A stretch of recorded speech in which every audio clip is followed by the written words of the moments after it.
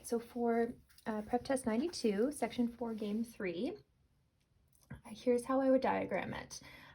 We've got a community that has one junior high school and one senior high school. So we've got our junior high and our senior high. Exactly 6 teachers, K, L, M, N, O, and P, teach a language at the 2 schools. Okay, so at that point, looks like we're adding these guys to the 2 schools. Each of them teaches at either the junior or the senior high school, but not both. Okay, that's great. So that means we can't use them more than once, and each of them is going to teach a language. So looks like it's exactly once that we're using each of these guys, right?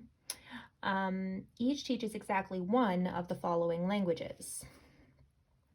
F, G, R. Any 2 teachers who teach at the same school do not teach the same language as each other. So we actually end up with a really nice 1-to-1 ratio of players to positions. So we have to have each of them teach exactly one language if they can't teach at both schools, and also each teaches exactly one of the following languages, and if they teach at the same school, they can't teach the same language as each other. So K can't be both junior high and senior high.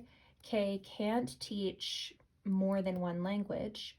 Yeah, and no one else can teach the same language as K. So if K teaches French at the junior high school, nobody else can. And so that spot is taken. So just kind of using one of the students as an example, I just picked K because it's the first one on the list. I can see that we're going to have a 1-to-1 ratio of players to positions here. K teaches at the same school as L, so same school means that they are like vertically aligned.